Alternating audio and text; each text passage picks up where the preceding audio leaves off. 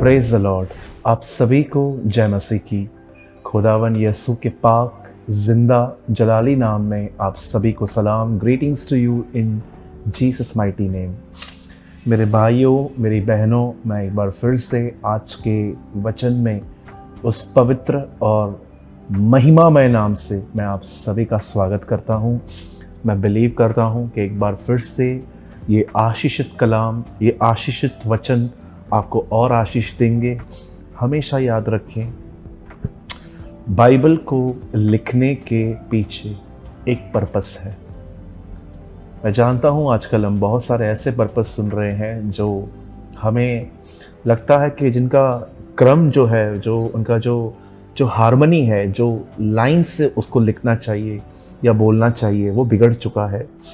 आज बहुत सारे लोग कहते हैं कि मसीह में आओ, बहुत कुछ मिलेगा। मैं बिल्कुल पाने और मांगने के खिलाफ नहीं हूँ, लेकिन मुझे लगता है कि हम इन सारी बातों में उस पर्पस को छुपा रहे हैं जिस पर्पस से वचन लिखा गया है। परमेश्वर चंगाइयाँ देता है, परमेश्वर छुटकारे देता है, परमेश्वर हमें फाइनेंशियल ब्रेक थ्रू देता है, परमेश्वर हमारे रिश्तों को बनाता है। मैं इन सारी बातों में आपके साथ सहमत हूँ, लेकिन इस पवित्र शास्त्र को लिखने का एक कारण ये था, जो सबसे मुख्य कारण है, ताकि परमेश्वर के लोग परमेश्वर की तरह बने। संपूर्ण पवित्र शास्त्र परमेश्वर की प्रेरणा से रचा गया। वो सुधारने, समझाने, धर्म की शिक्षा देने में लाभदायक है, ताकि परमेश्वर का जन सिद्ध बने और हर भले काम के लिए तैयार हो सके। मैं ये बातें इसलिए कह रहा हूँ ताकि आप भरमाए न जाएं, क्योंकि बहुत सारे लोग इन दिनों में बाइबल लेके खड़े हैं, लेकिन वो बाइबल में से बता नहीं रहे हैं। मैं सबकी नहीं, लेकिन मैं उनकी बात कर रहा हूँ जो भक्ति को कमाई का साधन समझते हैं। आज मैं एक बार फिर से इस बाइबल में से आपके साथ कुछ शेयर करने को शुरू करने से पहले आपको बताना चाहता हूँ कि इससे पहले कि मैं आज के वर्ड में आऊँ, गुस्से के बारे में मैं आपको बताऊँ, उससे पहले मैं आपको बताना चाहता हूँ कि ये चैनल स्पेशली ऐसे लोगों के लिए है जो बेसिक भी समझना चाहते हैं। दुआ कैसे करनी है, वचन कैसे पढ़ना है, प्रभु बोझ क्या है, बपतिस्मा क्या है, आग और पवित्र आत्मा का बपतिस्मा क्या है, एक राइट चर्च कैसे होती है, गलत शिक्षाएं क्या है। और आज मैं आपके साथ एक और वचन शेयर करना चाहता हूँ गुस्से के ऊपर। और मैं चाहता हूँ कि इससे पहले कि हम वर्ड स्टार्ट करें, मैं एक वर्ड आपके सामने स्क्रीन पे लगा रहा हूँ और मैं चाहता हूँ कि आप इसे ध्यान से पढ़ें।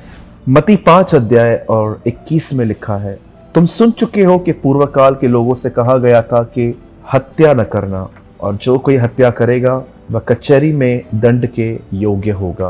परंतु मैं तुमसे कहता हूं कि जो कोई अपने भाई पर क्रोध करेगा वह कचहरी में दंड के योग्य होगा। मैं चाहता हूं आप सब बड़े ध्यान से सुनें।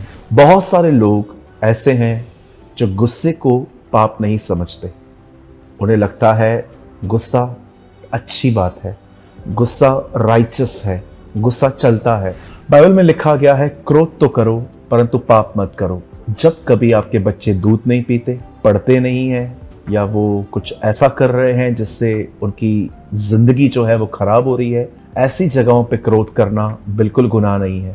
एक पास्टर अगर देख रहा है कि उसके कलीसिया के अंदर व्यभिचार हो रहा है, या उसके कलीसिया के अंदर पैसों की लेन देन हो रही है, या उसके कलीसिया के अंदर लोग गॉसिप्स कर रहे हैं, सिर्फ यहाँ की बातें वहाँ, वहाँ की बातें यहाँ, ऐसी बातों में गुस्सा करना बिल्कुल भी क्रोध नहीं है। लेकिन एक ऐसा भी क्रोध है जो बिल्कुल पाप है, जिसको आपको पहचानना होगा।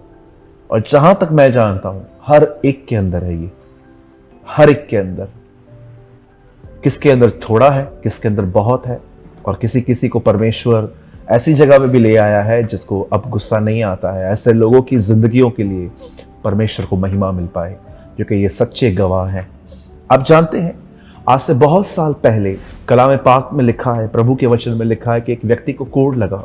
उसका नाम नमान था। कोढ़ एक स्किन डिजीज है, एक चमड़ी की बीमारी है, जो लगने के बाद जब उसे एक छोटी सी बच्ची ने, एक छोटी सी बेटी ने नमान को कहा कि तू क्यों कोढ़ी है, इजराइल जा, वहां पर नबी से प्रार्थना करवा और वो तू ठीक हो जाएगा। प्रभु के वचन में लिखा है कि नमान जो एक सेनापति था वो इजराइल गया, लेकिन कुछ हुआ जो उसके मन में था जब वो घर से निकल रहा था। ये बातें लिखी नहीं है, लेकिन अगर आप बाइबल को ध्यान से पढ़ें तो शायद आपको ये बातें दिख जाएंगी कि जैसे वो इज़राइल पहुंचा और उसे एलीशा का व्यक्ति गहजी मिला और उसने गहजी से बताया, और जब गहजी एलीशा के पास गया तो एलीशा ने कहा कि उसे बोल कि वो यरदन नदी पे जाए और 7 डुबकियां लगाए और वो बिल्कुल ठीक हो जाएगा। पर परमेश्वर के वचन में लिखा गया है कि उसे बहुत गुस्सा आया ये बात सुन के कि ये व्यक्ति मुझसे मिलना नहीं चाहता, लेकिन अंदर से कुछ कमांड कर रहा है, कोई बात कह रहा है, और उसे बहुत गुस्सा आया।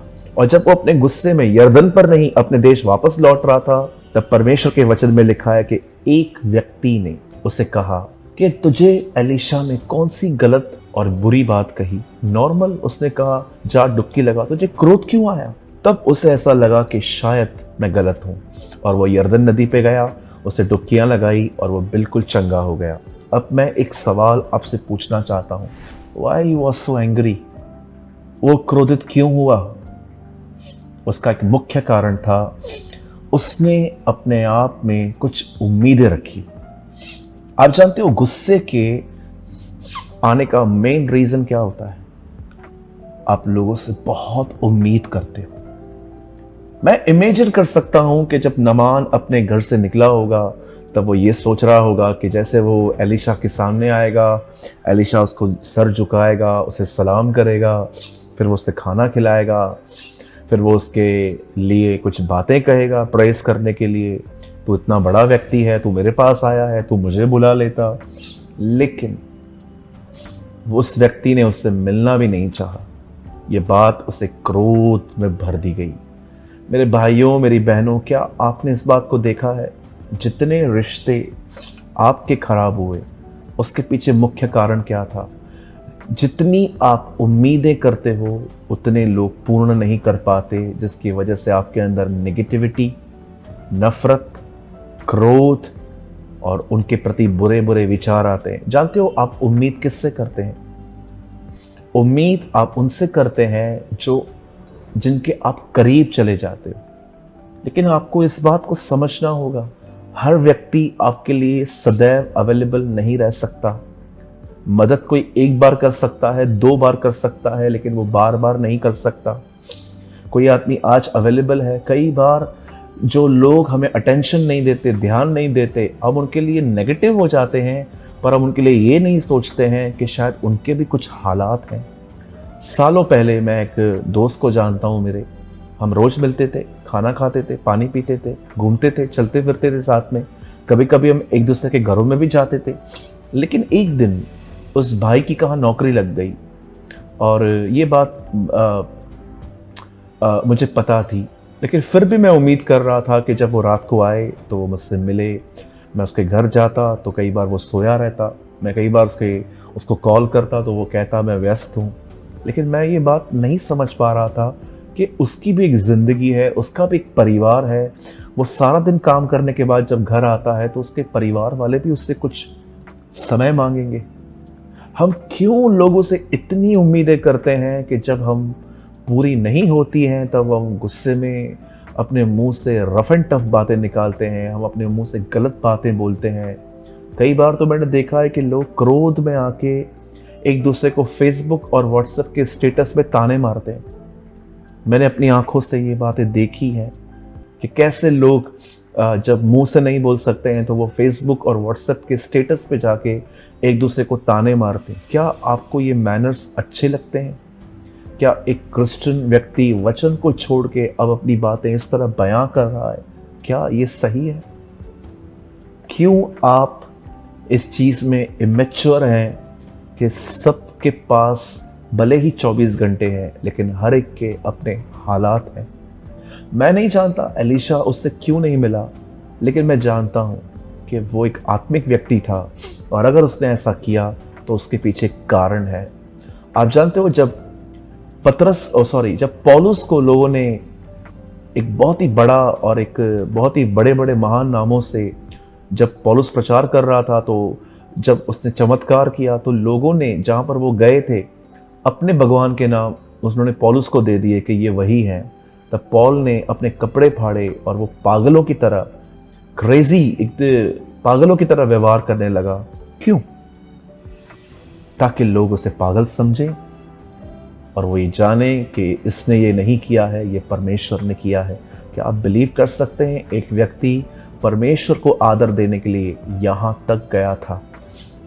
आज मैं आपसे पूछना चाहता हूँ, आप जब लोगों के करीब जाते हैं तो क्या आप एक कीमत चुकाने के लिए तैयार हैं कि अगर आप करीब जाएंगे तो आपको उनकी गलतियाँ भी दिखेंगी, उनकी शॉर्टकमिंग्स दिखेंगी, उनके अलग बिहेवियर भी दिखेंगे, तो क्या आपके अंदर उन सारी बातों को सहकर प्यार करने की हिम्मत और क्या आपके पास ऐसा चरित्र है? मैं बहुत डरता हूं लोगों के करीब जाने में। खुदा इस बात को जानता है, क्योंकि मैं कभी कभी सोचता हूं कि अगर मैं किसी के करीब चला जाऊं और उसके अंदर मेरे लिए उम्मीद आ जाए कि मैं उसको कॉल करूंगा, मैसेज करूंगा, जबकि मैं व्यस्त हूं, मैं सेवा में व्यस्त हूं, मैं बहुत सारी जगहों पे व्यस्त हूं, इवेंट्स में व्यस्त हूं, मीटिंग्स में व्यस्त हूं। खुदा ने 3 कलीसियाएं दी हैं हमें परमेश्वर ने हमें अपने अनुग्रह से 3 चर्चेस दी हैं जिनके देखभाल में मेरा पूरा हफ्ता चला जाता है। मैं जब मेरे अंदर जब मैं वो कर नहीं सकता तो मैं वो शुरू क्यों करूं? मैं आपको भी कहना चाहता हूं, बी वाइस, बुद्धिमान बने, प्रार्थना करें, और अगर आप किसके करीब जा रहे हैं तो याद रखिए, अगर उनका बिहेवियर चेंज होता है तो उनके प्रति नेगेटिव ना हो। आज पूरा प्रचार करने का मेरा एक ही उद्देश्य था, आपको समझाने के लिए कि जितनी गलती हम उनमें देखते हैं उतनी गलतियां हमारे अंदर भी हैं, ताकि हम जाने हमारी लड़ाई किसी इंसान से नहीं है, मांस और लहू से नहीं है, हमारी लड़ाई शैतान से है जिसने हमें कुछ देखकर भरमा दिया। एक व्यक्ति ने बिहेवियर चेंज कर दिया और हम उसके प्रति नेगेटिव हो गए। ये नेगेटिव हमें किसने कर दिया? It's 100% devil. खुदा किसी को नकारात्मक या नेगेटिव नहीं कर सकता। यहां पर लिखा है, क्रोध मत करो, डोंट बी एंग्री।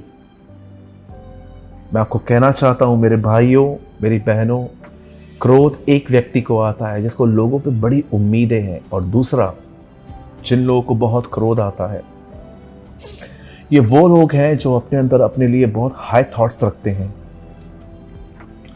जो अपने आप को कुछ समझते हैं कि मेरी सरनेम ये है, मैं इसका बेटा हूँ, मेरे पास गाड़ी है, मेरे पास बहुत ही लग्जरियस गाड़ियाँ हैं, ओ ये तो स्लम्स में रहते हैं, मैं तो ऊंचे स्थानों पे बड़ी बड़ी इमारतों में रहता हूँ, ओ मैं ये हूँ, मैं वो हूँ। जब लोग कंपेयर करना स्टार्ट करते हैं ना अपनी ज़िंदगी को तुलनाओं में, तब उनके अंदर घमंड आता है। और घमंडी आदमी अगर उसकी इमेज पे थोड़ी सी भी कीचड़ उछलती है, वो गुस्सा करता है, वो क्रोध से भर जाता है। मैं आपको हमेशा कहता हूँ, मैं आज भी आपको कहना चाहता हूँ, अपने विचारों में छोटे बने रहिए, परमेश्वर का अभिषेक सदैव आपके ऊपर बना रहेगा। लेकिन जब आप अपने बारे में कुछ सोचना स्टार्ट करेंगे कि यस, मेरी सरनेम ये है, मैं इस खानदान से हूँ, मेरे पिताजी का नाम ये था, वो मुझे गाड़ियाँ हैं, ये है, वो है। इवन अगर आप एक पास्टर हैं और आप कंपेयर करते हैं कि मेरी चर्च में हज़ारों लोग आते हैं, हाँ, उसके चर्च में तो कोई नहीं आता। You are a man of pride. Be humble brother and repent. हमें लगता है कि हमें पश्चाताप करने की ज़रूरत है, क्योंकि वो भी खुदा की चर्च है, ये भी खुदा की कलीसिया है। उम्मीद न रखें, हाई थॉट्स न रखें। यही क्रोध के आजकल मुख्य कारण बने हुए हैं लोगों में। और ऐसा नहीं है मुझे गुस्सा नहीं आता, मुझे भी आता है, लेकिन प्रभु इस बात का गवाह है, मैं हर दिन उससे माफ़ी मांगता हूँ और कहता हूँ मुझे जय दे।